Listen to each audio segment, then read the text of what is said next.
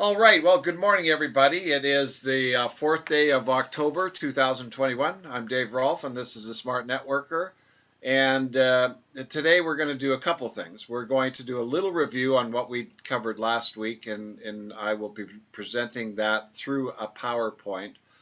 And then we'll continue on with the theme of what we've been talking about in the area of communication and listening and some other aspects that are very important to being successful in this business. And as I was working on this and reflecting on what I had gone through, what I had experienced, it was really helpful to gain that perspective of, wow, these were subtle points that, if not really understood, would totally get missed and could mean the difference between success and no success. So anyway, let's flip it into the PowerPoint and we'll get started. Okay, there it is. Okay, so we don't want that one. We don't want that one. We want that one from the beginning. And I want to get rid of this guy. So I'm going to put you way up there. All right, so here we are. First skill, communication. So last week we talked about the the skills necessary for success. Well, it's communication, and by definition, it's a process by which information is exchanged between individuals through a common system of symbols, signs, or behavior, a verbal or written message, and a technique for expressing ideas effectively. So, I mean, at one point we used smoke signals. That was a form of communication. Then they had the ships in the Navy. They had flags and they could communicate through flags. And basically communication was used to transfer information from one point to the next. Now, if we review the main activities of this business, and I really want to emphasize this is a business and it operates on business principles, and the success one is going to get is going to be based on how well they make this work. So our main focus here is to make people aware of the technologies and products we have in such a way as they want to purchase them. And number two, to show people the business model in such a way as they want to participate. Well, those are the two main activities of this business. Anything else is kind of like a byproduct. So how do we do these two main activities of the business? Well, we contact people from a list we've created.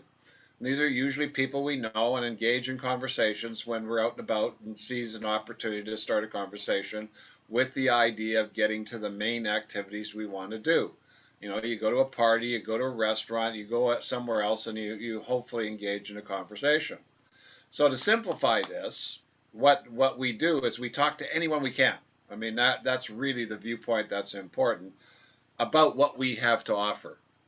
Now, this would be no different than if you were owned a car dealership, or if you were an attorney, or if you were a doctor, or you were an accountant, or whatever you did professionally. You're going to tell everybody you know what you do, because that's where the business is going to come from, by servicing other people. So the key to all of this is how you communicate based on the business model and or the products. And if you want to succeed and get the most that this has to offer, then the above statements have to be taken to heart, because they are the key to making this business work. So the what, when, where's, and how's to what we talk to others about. Now, this covers all and becomes the entire library for your future activities, but the key to this is based on the game that's being played. And in the case of the Niken game, it's defined by the compensation plan. So you sign up, you become a distributor, you start a direct distributor, and then the objective is to go somewhere up near Royal Diamond, if not Royal Diamond. And you accomplish anything you want by selling the products as an individual, or through a personal team, or by finding serious business builders. Now, to start, I want to use an analogy to explain this, that so you can really learn the skills you need to do to get the job done right and get what you want. So you ordered a hutch. And this is something I did, so I'm very familiar with this. But you ordered a hutch for your bedroom, and it came in. You have to assemble it, and so you can use it. So the hutch arrives, and it comes in 2 boxes. And there's a book of instructions, and there are 22 pages in this book of 22 instructions, giving you a step-by-step list of the parts to be used, the what to do, and how they all fit together, along with what tools you must have in order to put it together. Now, here's the objective. You start at step 1, and if done properly, you move to the next step, and eventually to the end where you have this finished product, a usable hutch.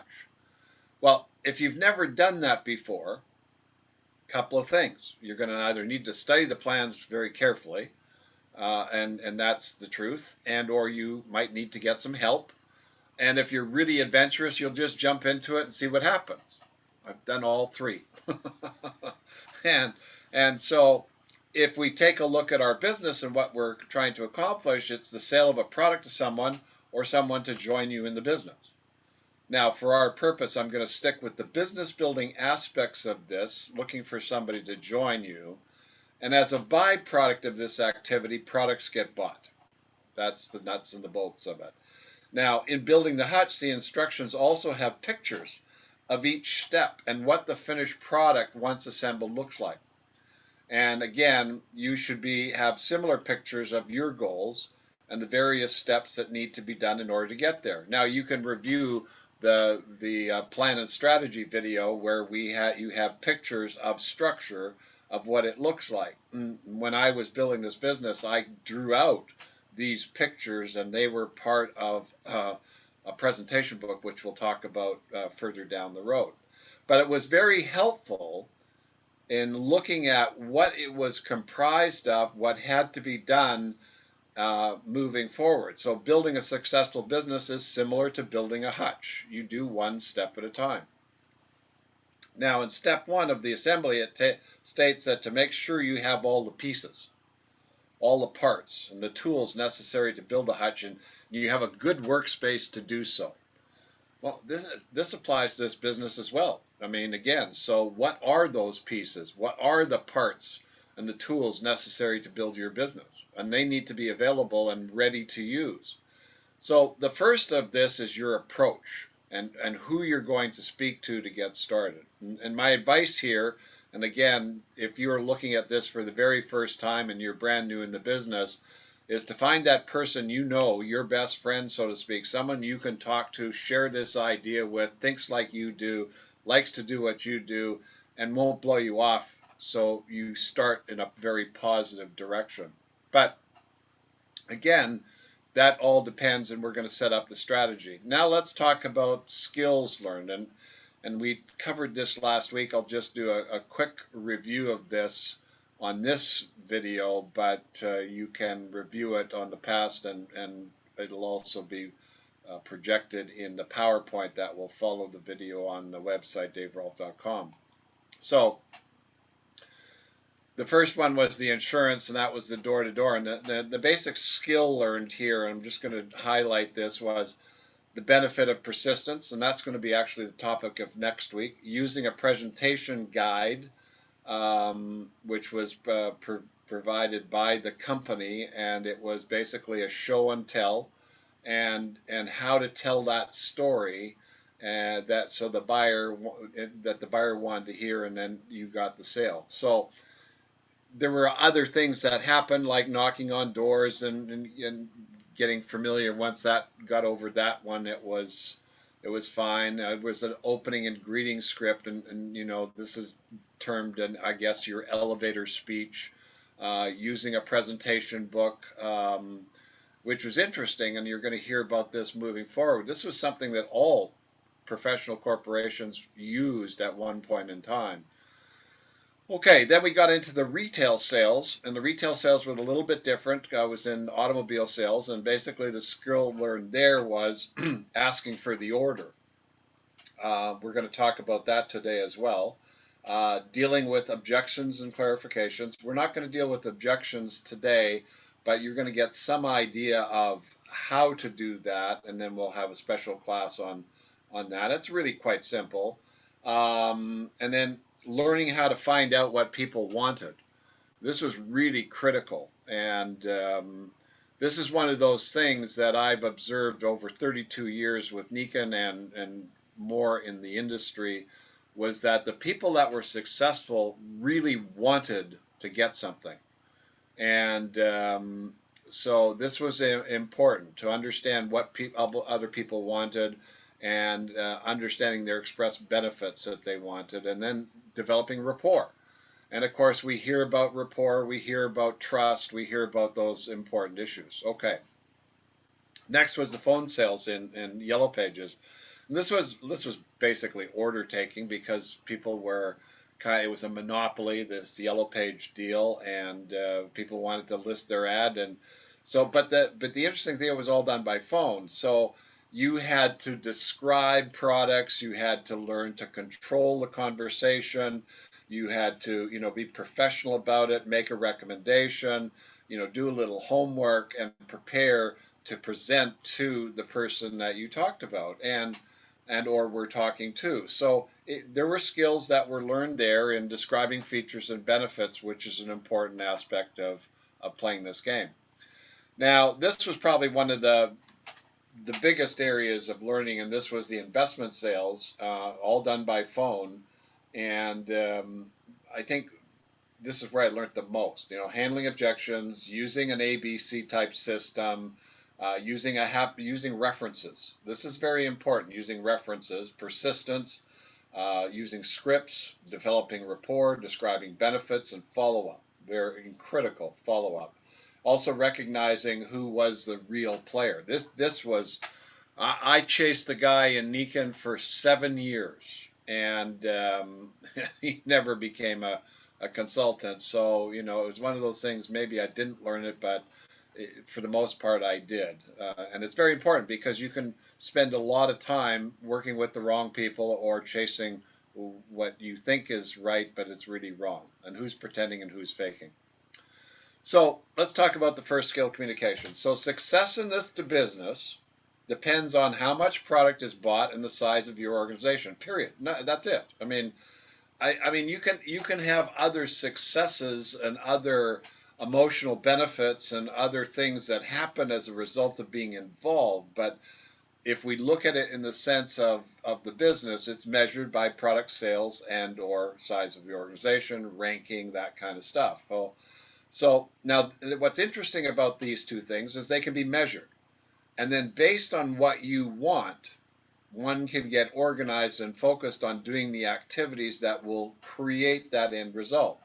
And it's really very mechanical. If it takes 5 steps to walk across the room and you want to get to the other side, how many steps do you have to take? 5. So it's the same way in building the business. If you want to build the business and you need so much volume, how many people do you have to talk to? That becomes the answer or the riddle or the way that this can be looked at.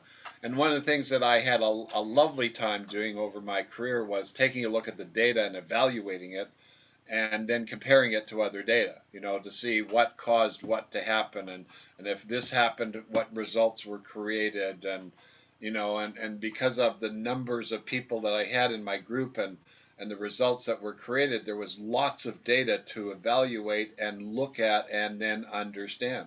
So it all happens as a result of you communicating with others in a way that creates the specific desired result. Therefore, there are techniques and skills that you can easily learn, practice, and apply to get what you want. And that's the whole key to this. So a big benefit of this was knowing, for me at the end, no matter what went on, I could find something to do because I learned how to communicate and so on and so forth. So therefore, getting results, products bought, individuals joining the business is based on effective communication. And this is known as sales or selling. So the main areas to learn how to apply all are based on communication, and here they are. So contacting people the approach you will use. Got to communicate. Communicating with people you run into or meet casually or informally. I mean, man, you heard my story. You know what happened. I mean, I was approached just informally, bang, and that set up a lifelong career in this industry. Making a presentation is all communication. You're going to see some of this stuff specifically. Communication by product demonstration. I mean, I got one of my larger distributors by demonstrating the product, and that communicated a benefit and a result to him that caused him to want to participate. Following up in every circumstance is done by communicating. And again, that's going to be the topic of the last course on this will be the follow-up. Handling objections, communication. Closing the sale is communicating. Getting referrals is communicating. Upselling is communicating. Getting reorders is communicating. So everything we do in this business is all based on and in communication. So let's start with the warm market here. Contacting those on your list of people you know and who know you. So this is not an unusual practice, by the way. This is something that all business do. That no matter where you go, if you go to insurance, if you go to the brokerage business, real estate, they'll all tell the management and the training will tell you go to the people you know, so that you can talk and not get blown off. Because part of the challenge with most of the activities in this industry are relationship based. It's that developing that rapport. It's that getting to know somebody, getting to talk to them, because again, you'll see where we're going with this, how important this is. So, typically the people that you have on the list know you, and this is very important. So you create that list. Now, the next step, and going back to what we talked about last week, the people that know can come in and say no. The people that you don't know and meet on the street can come in and say no. So it really doesn't matter. It's all based on how you communicate and put together what you want to say, and that's what this is all about and where this is going to go to and conclude with. So you could typically do this with your sponsor mentors, create that list and evaluate each one and figure out, and here's what I would do here is, when I made my list, I would make the list based on what I needed. And again, I have to decide that ahead of time, and that's part of the strategy and planning. But why am I doing this in the first place? What's the purpose of me doing this? What am I after? What am I trying to accomplish? And then I have to understand what that's made up of. And so therefore, the list of people that I'm talking to has got to be those kind of people, because if not, it doesn't work. Next step is your approach. How are you going to approach them? What are you going to say? What are you going to talk to them about? And are you going to do a three-way? And is this going to be in person or by phone, by Zoom? So there is a little bit of thinking, planning, and strategy that goes into it. And we talked about that a couple of videos ago and also on last week. So now in building the hutch, you were instructed to read over all the steps so you were familiar with what happens once you've completed one and then what's next. While over the years of building and teaching this business, I would agree that this is an important aspect to know and understand. I've told everybody, read that compensation plan every day until you know it inside out, backwards and forwards, and because that's part of the planning, okay? And so once you've completed a step, what's next? You see? So for example, one starts out and they reach direct, and then the next step, you understand, is executive, followed by silver, gold, platinum, diamond, and royal diamond. So with the hutch, it's step 1 through 22. So you do step 1, then you move on to step 2. Now, one's goal might be to go to royal diamond, but the current focus is the current step you're working on with an understanding of how it relates to the next step or steps. So if the goal is to have a hutch you can use, then the focus is to complete the step that you're on and move on to the next step, one step at a time. Now, you need an approach, and we've talked about this. There's videos on daverolf.com about developing your story, writing your story, the different approaches, the different scripts, and this can be simple. It doesn't have to be complex. But the key to the approach and the questions or the setup is to be fully prepared to answer and deliver a response or to handle considerations they may have. And the objective here, and to get this whole idea, is to get them interested and have them join you. So that's the intention. So We're not out there just to squawk and say hello and so on and so forth. We're out there to uh, to to fulfill an objective that we have. Now, I found the goose that laid the golden egg. I've used, would you be interested in making an extra $5,000 per month? I'm expanding my business. I'm looking for a partner to help me. Would you be interested in taking a look?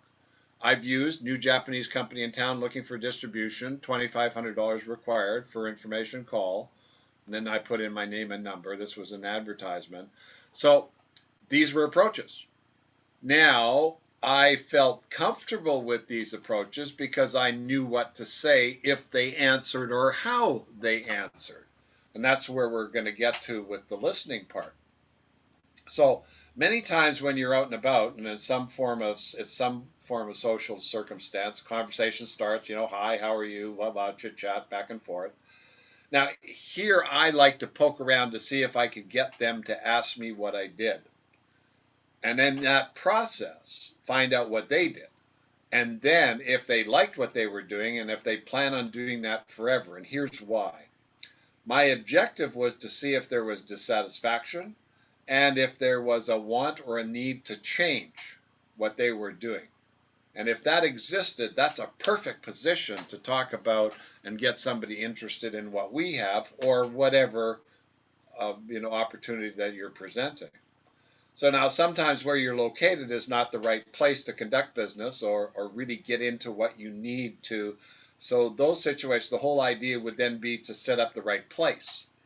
And again, I've just observed this over time. People start squawking in the wrong place or they start pitching in the wrong place and it's not the right area and the person's distracted and they've got other things going on and they get disrupted and then the person that's doing it's thinking it's not working. No, that's not the case at all. It's just simply, it's not the right place. So the bottom line is to keep your ears and eyes open so that if the right circumstance comes up that where you have an opportunity to explore the business with them, jump all over it because timing's everything and anything could happen. I mean, come back to my story. I mean, he asked that one question and boom, there's a lifelong career started with one question. Amazing. And I've seen it happen the other side too. So now this was a skill that I learned from many former positions, and in almost everyone, scripts were introduced and used as part of formal education process. Now, what do I mean? What's a script? Well, a script is, hi, Dave, this is John. I'm with Nikan, and I'd like to talk to you about, something like that. I mean, that's very robotic. But basically, if you just sit down and write what you want to say, okay, what will happen is a script will start to formulate. If you look at TV, if you look at movies, if you look at anything where people are acting or making a statement or a presentation or a speech, they've all been scripted. They're not just talking from the cuff. I mean, very few people can talk from the cuff because that's a talent that takes a lot of skill and a lot of time and a lot of practice. Most people do it from a script. And if with the technology, they then had those things that, what do they call them? Anyway, that you could be a presenter, but the whole thing was scripted and you'd be watching it in the teleprompter. Okay, so these are easy to create and you simply sit down and start writing based on what you want to say in order to get where you want to get to. Now, they can be simple or elaborate, but the idea is to set up what you will say at an appropriate time that you're going to say it. So there was a course a little earlier on this year. They brought in this guy, John, to talk about writing your story. Well, yes, your story is important, but there's the Nikan story, there's the product presentation story, there's the business story. There's a number of stories that need to be in a form of like a presentation. But anyway, let's stick with the presentation. So when I started, we did a presentation called a wellness preview, and we used a flip chart. And that showed a circle and it had titles. And these titles then became talking points. And when done in a sequence, create a great presentation that others could follow and understand easily. Key word there, understand easily. Now, by doing these over and over and over again, it became second nature as to what was being presented. It was quite natural. very understandable by the audience, and it all started by creating a script that was learned and remembered. So here's a picture of it, by the way. This was, and it all comes back to the step-by-step process of building the hutch. The flip chart was created by professionals with a purpose in mind that was going to get those that watched or listened to join. And you had a story for each topic or a mini script for each. So the first topic was the industry. Well, what industry are we in? Now, this was a great way to break the ice, make the awareness, find out what people knew, find out what they were thinking about. And you had a little, few minute speech about the industry. You scripted that out. Then the company. What's the track record? What's success? I heard Herb Rapp say we're at 50 billion in sales for our history. Well, that's a lot of sales, and that's a really solid piece of information that could help create the credibility. And we talked about this in last week's presentation. The products, the concepts, the technologies. Again, you don't talk about them all, but you highlight some, and then there's a testimony. We then provided a testimony on the products, either personal testimony. Most of us have a great one. And then we get into the business model, the comp plan, the concept, and the idea. Not the whole plan, just the concept and the idea. And then a testimony from on doing the business, either a story of somebody you know, a story of yourself, whatever the case may be. Then you get into the training and support, what's available, and finally, what you do to join. Well, that's how we built the business. And everywhere across the world in Nikken land, people used this flip chart, and it was a great way, and we did an extremely good job at building our business. But here's the point. Your presentation script remote or one-on-one. Now, in my experience, I found out that wasn't convenient to have everybody show up at a wellness preview all the time. So sometimes you had to do one-on-one presentations. And again, using another skill I learned was having a presentation book. Now, when I first started in Nikken, they gave us a presentation book. This was kind of interesting. And it had all the pictures of the company and the Japanese headquarters and the board of directors and each of the products and the technology behind them and the compensation plan. And it was kind of like a mini presentation. Well, when I worked with Mutual of Omaha, when I worked with Yellow Pages, when I worked with the investment sale, they all had kind of like a similar guidebook to present what they were offering to the public, which made it easier to view and understand. Well, what have we got today? Well, we got videos, we got slides, we got the internet, presentation book, all of those things, same stuff, same deal, but just a different way of making it work. And sometimes you'll do it on the internet, sometimes you'll do it on person. So the idea is the same, the result's the same. It's to create interest in whomever you show it to, and you actually have more control. And this also helps with the script part, as it acts as a support tool. And again, we talked about that. So now, today's topic, listening. So this skill is probably one of the most important in terms of what we do and getting the results you want. And it's amazing in my career how many people don't listen. I don't know what the problem is, but maybe I do. But anyway, we're gonna put some attention here so this becomes important and you utilize it. It, in a sense, is like the instructions of building your hutch. You're kind of listening to the author and then doing what is being told to do. Now, this is amazing, and I did this hutch and I built it, and there was one instruction I didn't pay attention to, and I screwed up, and then I get to the end, and I've got to do a workaround. And it's because I didn't listen to an instruction. But more importantly, your customer or potential business partner is going to tell you that he wants to buy or join you, and if you don't listen, you're going to miss that altogether. And it's just amazing. So here are two examples of this that I had experienced. I got a lot more, but these are two that were very prominent. The first was a distributor that told their sponsor that they would join, but they needed to make $1,500 a month. And the sponsor told them that if they billed to silver, they would earn the $1,500. But what the sponsor failed to do was make sure that they understood how it worked. So the sponsor didn't tell the new person how it worked, didn't tell the person about the compensation plan, was very general about build a silver and you'll make your $1,500. Now, it was a fact that in that time, people who went to silver could make $1,500, but it depended where the volume was and who did the work. So the new distributor finds a person that really went to town, a hot shot, and they did most of the volume required to get to silver. And they both went silver. And then the distributor got her check. It was $400. Because of this, she quit. She was livid. She was really upset because she poured her heart and soul in this and made a lot of changes and needed the $1,500 and only got $400. So the key here was the sponsor did not really listen to the goals of the new person to make sure that they would do the right work and get what they wanted.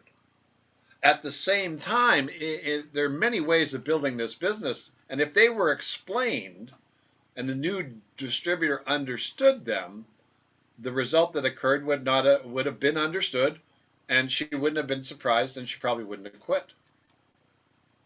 Now, the next story was also, I was called in to assist to help a distributor that wanted to revive a transaction to get a result. And so I investigated. I said, what happened? I said, well, initially she had made this presentation to a couple who had told her they wanted to purchase the entire sleep system.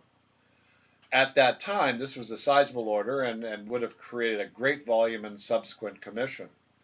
Instead of placing the order, she decided to offer them a different way to purchase the products by becoming a distributor themselves. So the guy says, well, what's involved with that? Okay, again, you got to understand, people don't understand what we do. And she provided him with a bunch of literature, and at that point he said, well, let me review this and I'll get back with you. Nothing ever happened. No sale of product, no new distributor, and all because the original distributor didn't listen to the customer who told actually it was a girl, he wanted to purchase.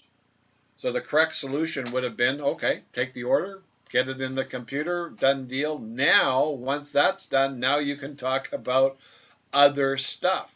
Okay, so if we look at what we're trying to accomplish, it all happens when you ask a question and you expect an answer. So if you're not listening, then the question either doesn't get answered or it does.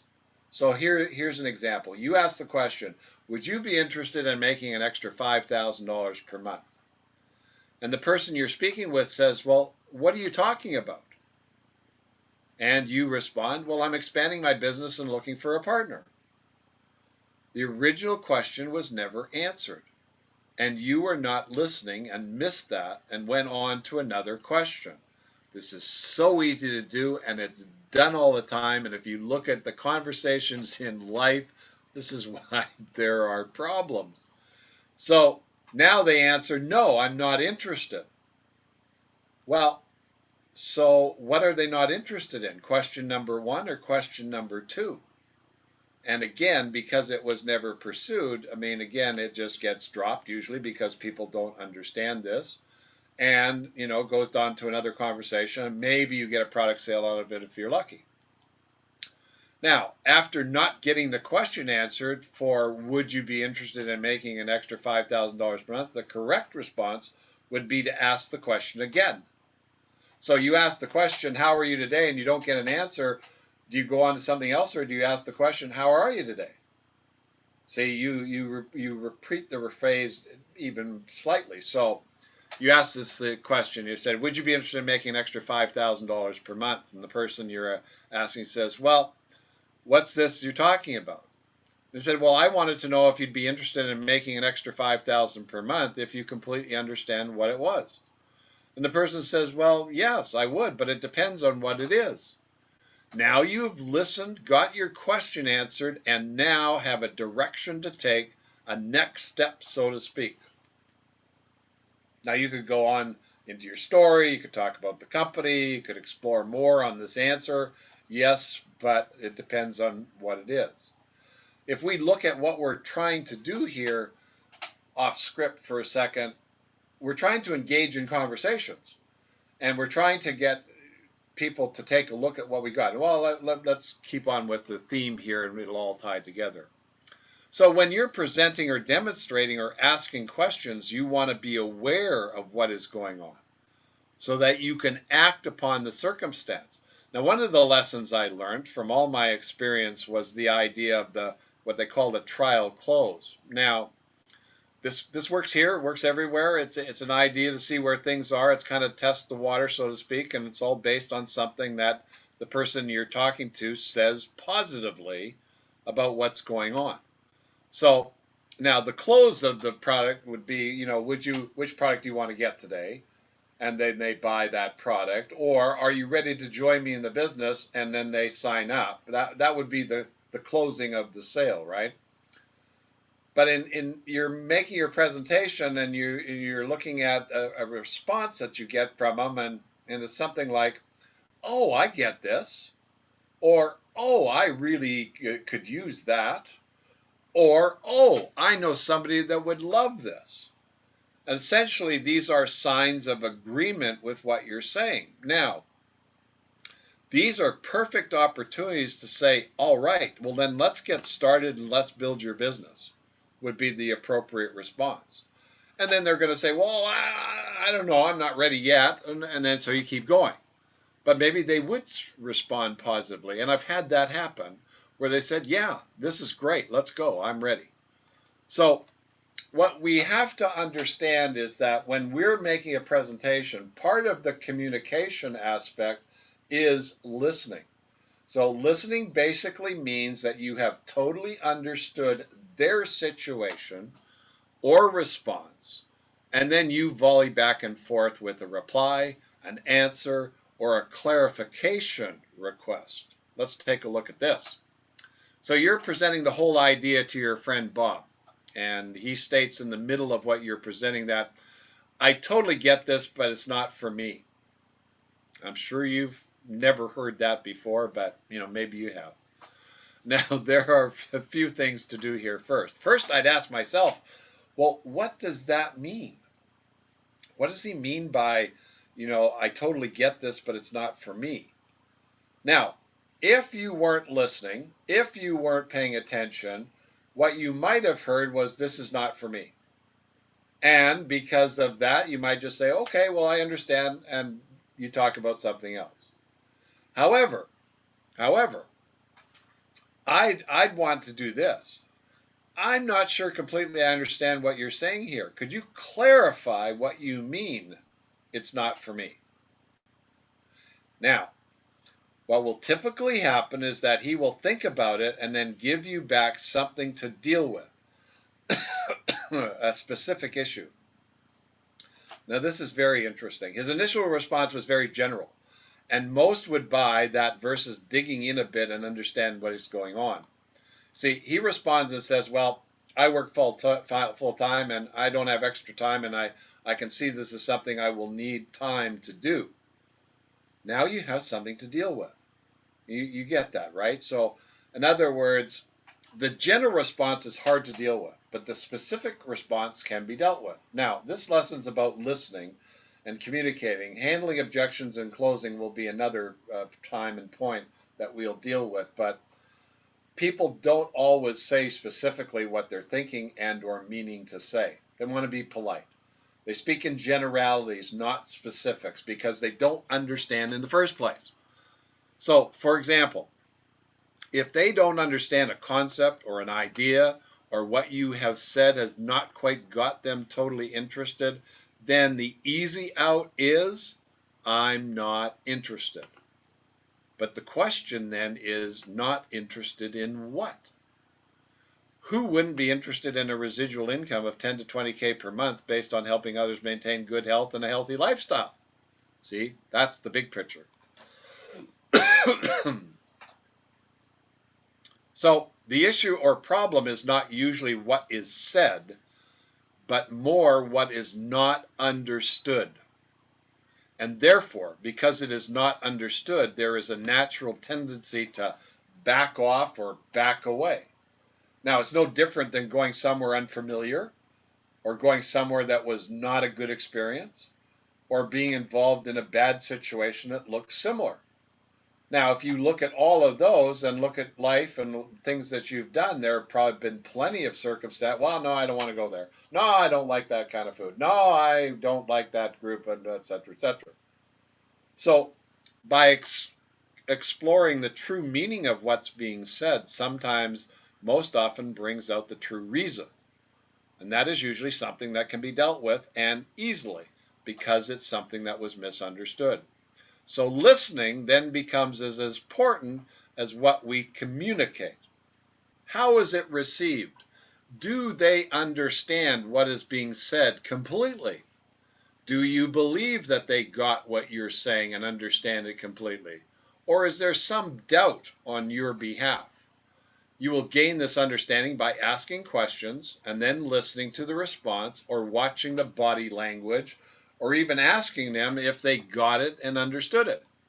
Now, this brings up another aspect of listening, and that is how well does the person you are working with understand and duplicate your communication?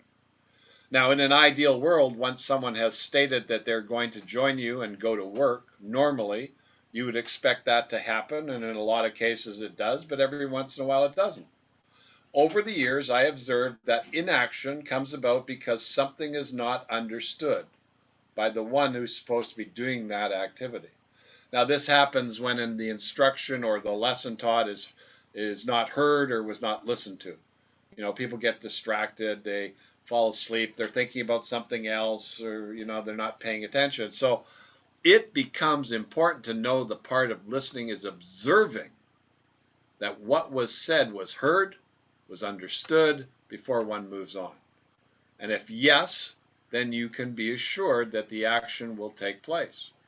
This then bodes well with an apprenticeship or using the ABC system in the beginning. Your success depends on the activities and results of others and how well they understand what to do and how much they do of that. So if they don't understand what to do or how to do it and they don't get help or support, then guess what? You end up with a poor or a no result. And this also applies to selling our products. The products themselves are fantastic and have great benefits for those that actually use them and understand the proper use. But how does this all come about? By effective communication and listening. We have communication, and part of communication is listening, and part of listening is making sure they understand and have duplicated what you have said, and part of both of these are they can go out and get the job done. Is this the most important aspect of this business? Absolutely. Yes, it is. Okay, so finding out what's needed and or wanted. So far, we've touched on making a list, your approach, making a presentation, and then listening. Now I want to talk about the core concept, and that is the most important aspect of building this business, which is finding others that wish to do the same thing as you. The first key here is to understand how the business works, or what does it look like? And this applies to every step along the way, just like the instructions of building the hutch. If you want this to work for you, then you need others that want it to work for them. And a huge part is understanding how it works. Then you can communicate this to others can see that and understand as well, because that's how it all works. Discovering what they need or want then is the initial mission at hand. Until you do everything, until you do that, everything else doesn't really matter. Because in my experience, when an individual sees, thinks, and understands that they can get what they want by doing this, bingo, there you go. And here's what I know, and I think that you will agree that most of us have desires, problems, concerns, and situations in life that we don't have an immediate solution for. We may not have any attention on them currently because we are busy with life. However, we can quickly be brought to the surface. As an example, you are living life, but you're not making what you want. And you have some things that you'd like to do, but because of they require some economic help, so to say, you put them off. Maybe it's a trip, maybe it's a house project, maybe it's sending your kids to summer camp, You know what? It just keeps rolling around there, and it's a problem, a situation, a challenge, a difficulty. Then someone comes along and says, "Would you be interested in making an extra $2,000 per month?" What do you think the answer might be? Probably yes. I know what the answer will be. That's its human nature. Any desire or problem or concern or situation on your mind will immediately appear. And the idea that this idea you are presented with by that question asked can help opens up your interest to check it out. So let's see if we can understand this and then use it to get what you want. Whenever one has a problem, a desire, a situation that they can't resolve and by themselves and someone offers them a solution, then there's an immediate positive response by those that truly want to solve the problem, get the desired end result, or handle the as a solution. So if it's not an immediate response, then it's not a big deal. And I've proven this over 32 years. So I'd ask the question, you know, would you be interested in making an extra $5,000 a month? And if they didn't answer immediately, then no, it wasn't important. Case in point, 46 years ago, I'm making a presentation. Out of nowhere comes this statement followed by this question, you know, and boom, I immediately acted on it, and look what happened.